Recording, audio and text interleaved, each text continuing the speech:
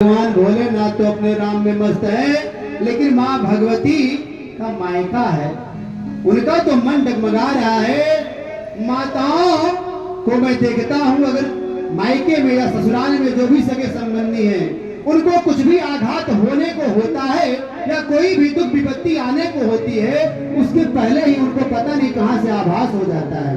धन्य है ये माताएं, धन्य है ये नारियां। यत् नार्यस्तु पूज्यन्ते रमन्ते तत्र देवता। जहां नारियों की पूजा होती है वहां पर सदैव देवता निवास करते हैं। करे परंतु देवी सती का मन आज डगमगा रहा है। सुबह से ही, आज सवेरे से ही विमानों की झड़ी नहीं बंद हो रही है। एक के पीछे एक विमान गड़गड़ाता हुआ चला जा रहा है। आखिर कुंभ का पर्व भी तो आज नहीं है।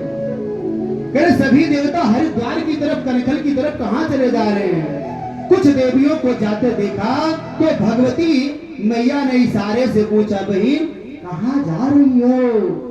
देवांगना ने कहा, री बहन तू अभी ससुराल में ही बैठी है क्या?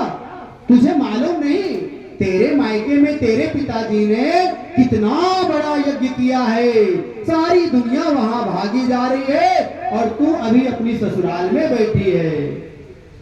नारियां अपने ससुराल अपने मायके दोनों की इज्जत को कैसे बचाती हैं?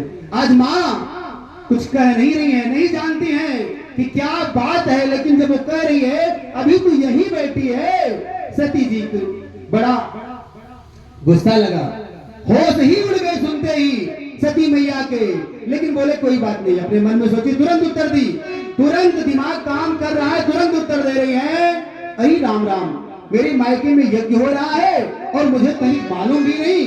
सती जी ने मुस्कुरा कर बोली, हाँ हाँ बहनों चलो, तुम सब चलो, मैं तुरंत अभी आ रही हूँ, बस थोड़ा सा काम था, इसी चक्कर में विलंब हो गया, मैं भी अभी आ रही हूँ।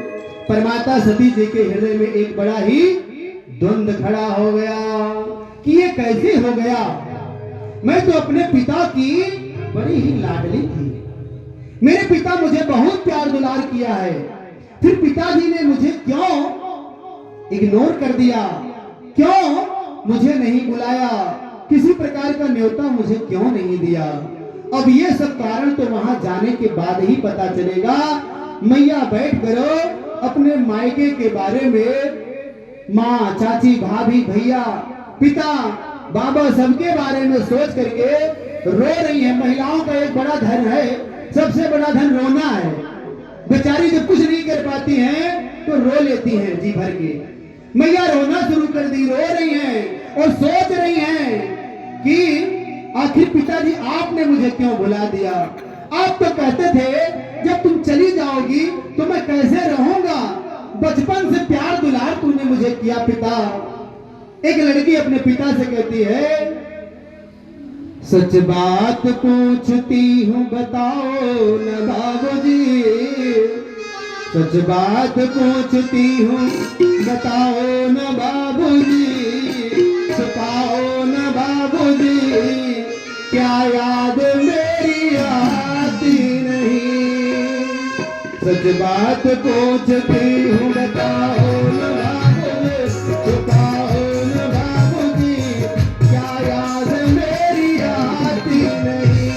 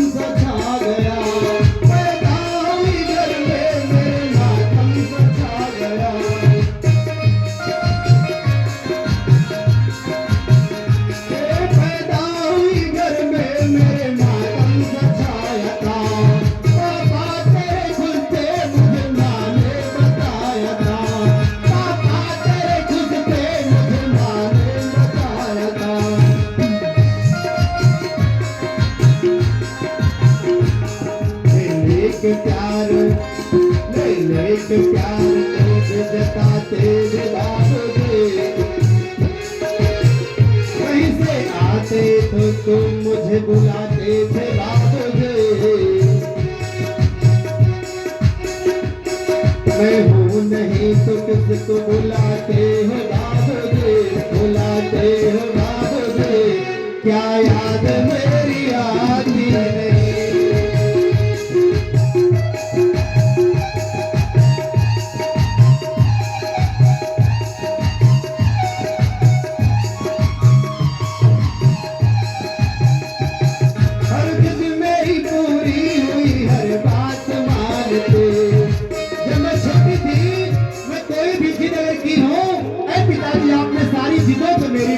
पूरा किए हैं, सब कुछ मुझे ला करके दिए हैं, फिर आज क्या अपराध हो गया, क्यों मुझे आप निमंत्रण नहीं दिए हैं। हर जिद मेरी पूरी हुई, हर बात मानते, बेटी थी मगर बेटों से ज्यादा से जानते। घर में कभी होने कभी पावली आए, घर में कभी होने कभी पावली आए। सैंडल भी मेरी आए, मेरे प्राण भी आए, सैंडल भी मेरी आए, मेरे प्राण भी आए।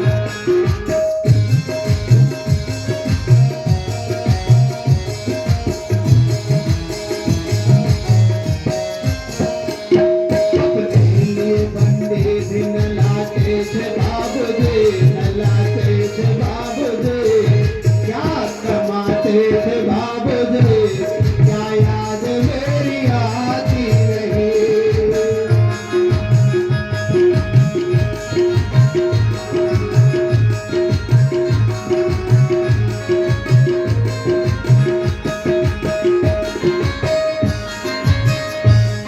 सारी उम्र खर्चे में कमाई में लगा दे, सारी उम्र खर्चे में कमाई में लगा दे। दादी बीमार थी तो दवाई में लगा दे, दादी बीमार। पढ़ने लगे हम सब तो पढ़ाई में लगा दे, बाकी जो बचाओ मेरी सगाई में लगा दे, सगाई में लगा दे। अब किसके लिए इतना कमाते हो बाबू जी, अब किसके लिए इतना कमाते हो बाबू जी, बचाते हो बाबू जी। क्या याद मेरी आती है। सजनात पूछते हो बताओ न बाबू जी, छुपाओ न बाबू जी। क्या याद मेरी आती नहीं।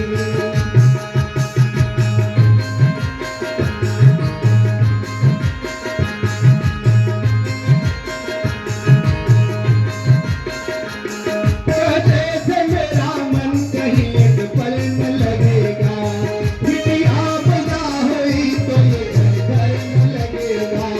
कहते थे मेरा मन कहीं एक पल न लगेगा, बिटिया पैदा हुई तो घर घर न लगेगा।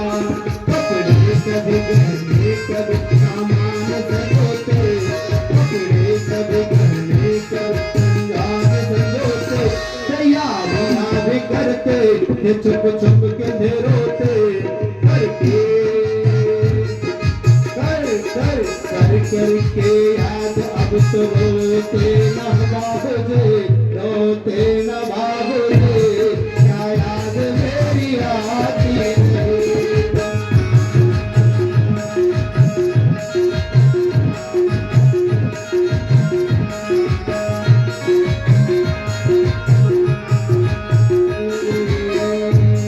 कैसी परंपरा है, कैसा विधान है, कैसी परंपरा है, कैसा विधान है। पापा बताना कौन सा मेरा जहान है, पापा बताना कौन सा मेरा जहान है।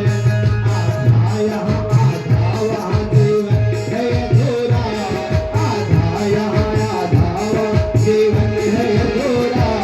बेहर मेरा पूरा है न ससुराल है पूरा, नैहर मेरा पूरा न ससुराल है पूरा। क्या आपका भी प्यार अधूरा है बाबू जी, अधूरा है बाबू जी। क्या याद मेरी आती रे